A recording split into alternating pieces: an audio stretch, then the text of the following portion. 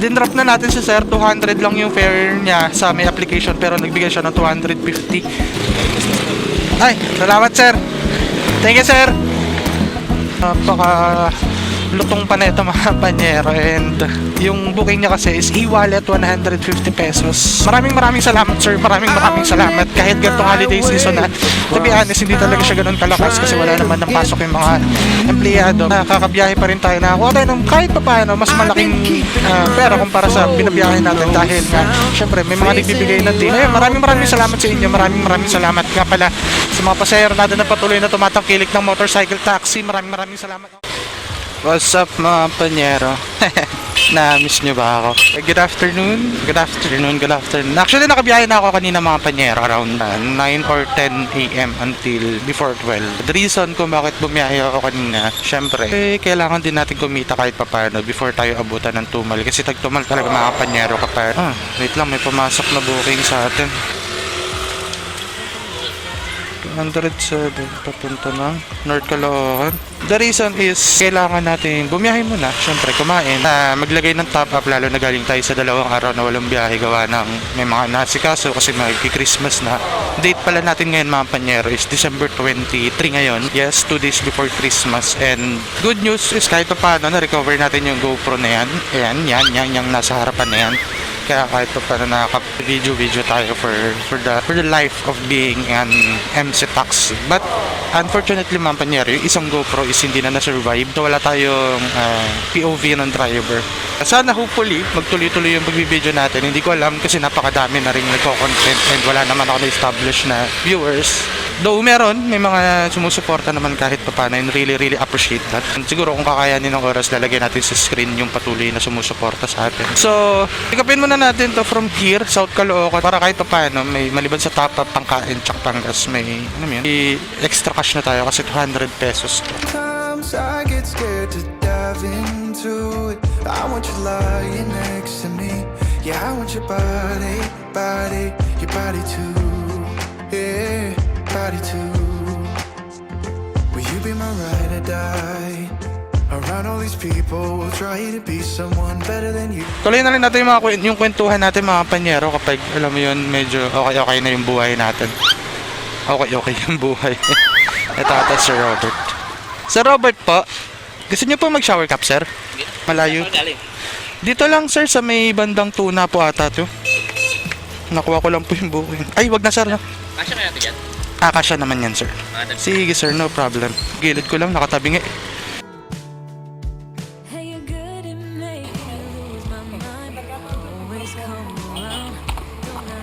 Siguro ulan yan, no?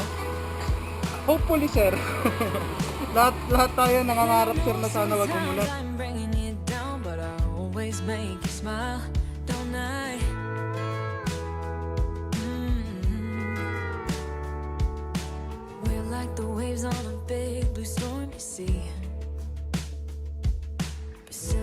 So, yung mga panyero, we are here right now at North Caloocan, Novaliches. Dinrop na natin si sir, 200 lang yung fare niya sa may application pero nagbigay siya ng 250, which is napakalaking bagay na nun kasi pwede natin kunin yung gasolina dun sa 50 pesos. Makapagatid pa tayo nito pang 50 pesos, parang instant 100 pesos na rin yung pwede nating i-gas doon. At the same time mga panyero, save na yung 200 natin. But the problem is, kailangan natin makakuha ng cashless ngayon kasi medyo masakit kasi yung kaltas kapag ganyan kalaking fare. So sumatotal mga 40 pesos plus. Meron pa naman tayong natitirang top up. Hindi ko alam kung may booking pa dito sa North Caloocan papunta ng Metro Manila. To be honest mga panyero, hindi ko talaga kabisado yung dito sa North Caloocan. Taga South Caloocan lang mga panyero. So, just possible kapag naghahatid tayo ng ganito kalayo, minamaximize natin yung oras natin. Kung makakuha man tayo, as much as possible, kahit siguro pa Monumento or pa EDSA ng North, kukunin natin yun. Kung papalayo ng Novaliches or papunta ng Bulacan, unfortunately hindi po tayo kumukuha ng ganong booking. The reason is habang papalayo tayo, mas lumiliit kasi yung chance na makapaghatid pa tayo ng susunod. The reason kasi hindi natin kabisado. Alam ko naiintindihan sa mga grabe yung vibrate, pataas kasi. Kung naiintindihan nyo ng mga kapwa ko rider, the reason kasi kung bakit hindi kami kumukuha ng mga area na hindi kami familiar doon kasi parang ang lalayo ng mga area kapag hindi kami familiar doon. Although may mga Google Map tayo, pero hindi kasi natin pwede ibigay kay Google Map yung safety natin, especially technology assessment. So ina-assess lang ni Google Map kung saan ka pwede dumaan. Pero may mga pagkakataon talaga na lalo na kapag nasa Metro Manila ako, alam ko yung daan, pero pinapaikot ako ni Google Map sa mas malayo. In that sense, nalulugi tayo sa biyahe natin mga panyero. So again, nandito tayo ngayon sa may Novaliches and hindi pa rin tayo pinapasukan ng booking. Wala akong choice mga panyero kundi gapangin yung pabalik ng Quirino Highway. Kanina kasi papunta tayo dito, nakita ko sa kabilang side, pabalik ng EDSA, sobrang traffic sa kabilang side. Pero katulad nga ng sabi ko, wala tayong choice. Hindi tayo maghahatid kasi nang papalayo palalo. The reason kung bakit kinuha ko yung ganun kalaking fare, maliban sa nagbigay ng tip, hindi ko naman alam na nagbibigay ng tip si sir. Ayun mo yun, kapag ganito kasing oras, hindi pa rush hour, hindi pa ganun kabigat talaga yung traffic. Kailangan mong i-grab lahat ng mga opportunity na dumarating sa'yo. So kapag hindi natin kinuha yun, tapos kumuha tayo ng medyo gurami lang, kikita pa rin naman tayo. But marami tayong bubunuin na oras para dumoble to triple o kung madruple pa yung booking natin pagdating sa gurami. Maglalaan pa tayo ng mas maraming kilometro kapag every time na pupuntahan natin yung pickup location. Hindi yun computed sa babayaran ng mga pasahero natin papunta sa pickup location. So yun lang naman sinasabi ko mga panyero. Gusto ko lang din pala mag-share. Gusto ko lang din palang pasalamatan yung Off the Record family for featuring me to your channel, sharing the thoughts and the story of every rider in motorcycle industry. So ito yung clip na interview ko mga panyero. Lagi nilang sinasabi na, uy rider, kumikita yan ng 1,000 isang araw, wala pang 8 hours. Kumikita yan ng 1,500. Just to justify, totoo. Pero hindi siya ganun kadali. Yung 100 pesos na yun, hindi yun totally income eh. 20% mapupunta yun dun sa company. 20% sa gasolina mo. Wala pa dun yung pupuntahan mo sa pick up. Makakailang 100 ka muna bago ka maka 1K. Yung estimated mo na 1,000, 600 lang yun. Bawas pa dun yung merienda mo. Gano'n mo katagal bubunuin yung 1,000 pesos? Just lovers, cause under the covers, baby, you're showing me. And sobrang babait ng mga guests nila, sobrang babait ng mga staff nila, pati yung technical team pagdating sa mga interviews, pagre-record, yun, napakababait nila mga panyero. Sasukan tayo ng booking. 150 papunta ng Cubao. Pwede na to. Medyo malayo kasi 1.5 km yung pick-up location. Pero kukunin natin ito mga panyero, kailangan na punta ng Cubao kasi doon guaranteed na papasukan tayo ng next booking natin ng gantong oras. Medyo madilim yung kalangitan, sana hindi tayo ulanin, sana hindi tayo bagyuhin.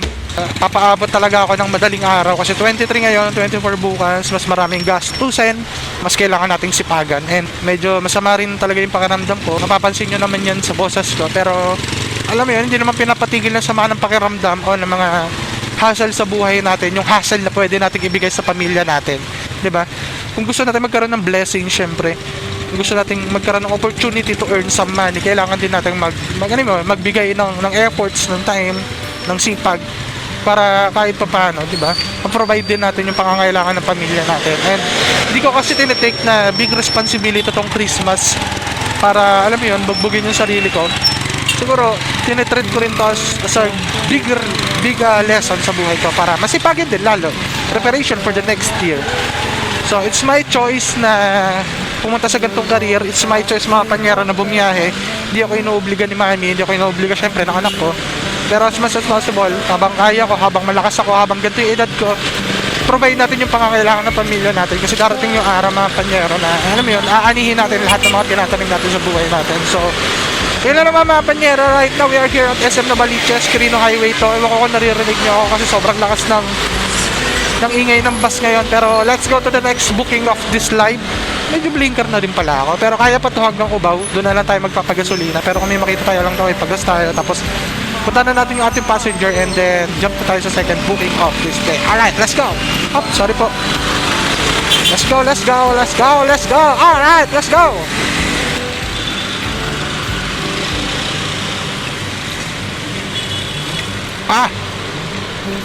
Sir Ben po. Ben C. Yes, sir. Gusto niyo mag-shower cap, sir? Sir.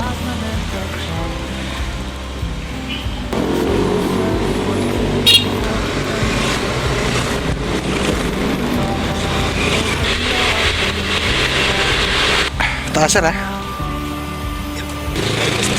Ay, salamat, sir. Thank you, sir. So, binigyan tayo ni sir ng 100 pesos. 100 pesos na lutong pa neto mga panyero, and yung booking niya kasi is e-wallet 150 pesos. So syempre bala natin yun sa susunod na hanggang gabi na yung 150 pesos na yan. Now itong 100 pesos na binigay ni sir, kung nakikinig ka man sa akin ngayon sir, magpapagas tayo. Maraming salamat sir, maraming salamat. Kahit gantong holiday season na, to be honest, hindi talaga siya ganun kalakas kasi wala naman ng pasok yung mga empleyado. Nakakabiyahe pa rin tayo, nakakuha tayo ng kahit pa paano mas malaking pera kumpara sa binabiyahe natin dahil nga syempre may mga nagbibigay na tip. Ngayon, maraming salamat sa inyo. Maraming salamat nga pala sa mga pasahero natin na patuloy na tumatangkilik ng motorcycle taxi. Maraming salamat off the records for letting me stand as a voice of every rider here in the Philippines. And gusto ko lang din magpasalamat kay Noisy Potato. Maraming salamat Noisy Potato for acknowledging me. Hopefully, one of these days magkita tayo Noisy Potato. So maraming salamat sa patuloy na sumusuporta. Maraming salamat sa patuloy na nanonood. Yung mga nagko-comment, yung mga pala-comment dyan. Basically mga panyera, natutuwa ako kasi almost a year na rin nang hindi ako nag-vlog, and pagtingin ko ng channel ko, umabot ng halos 1,000 every videos na ina-upload natin sa YouTube without having a market. Hindi ko talaga siya minamarket, hindi ko siya binapa-shared sa mga kakilala ko, hindi ko siya pinipm sa mga friends ko na, i-share nyo to or i-subscribe nyo yung mga kakilala nyo. The reason mga panyero kung bakit ginagawa ko yun, or I mean kung bakit di ko ginagawa yun, is so kasi na mag-subscribe yung mga tao sa channel ko, hindi dahil naobliga sila, kundi dahil gusto kong mag-subscribe sila kasi nagustuhan nila yung content na nilalabas natin. As much as possible, nag-subscribe ka kasi nagustuhan mo yung video ko, nagustuhan mo yung content natin, nagustuhan mo yung behavior ko, nagustuhan mo yung kung paano ko mag-release ng video. I think enough reason yun para sa akin para mag-stay sa kung sino ako, sa kung ano yung content na nire-release ko, at the same time mga kampanyero, para ma-motivate ako, ituloy lang yung ginagawa ko. So wala akong babaguhin sa sarili ko, wala akong babaguhin sa content na nire-release ko, nilalabas ko. Lahat ng i-release ko sa channel natin mga panyero is yun yung gusto kong i-release. Ganun lang naman kasimple yun. Hopefully one of these days makapag-build up tayo ng maayos na bakit bahawa ko pa rin yung 100 na binigay na sa'yo. Sobrang tontuwa kasi okay, kasi may panggasolina tayo. Parang alam mo yun, kumita na tayo kay sir ng 150 pesos via e-wallet. The same time, meron pa tayong gasolina na sobra-sobra dun sa pinuhunan natin para mahatid natin sa sir. So ganun kabait yung tadhana kapag lumalaban ka ng patas mga panyero. So ayun, papagas muna tayo mga panyero, and then without further ado, talo na tayo sa next booking na ito. Baka wala na tayong sakay na pasahero ngayon. Ano yun? Slant drive? Enigma, baka na malas ka. Alright!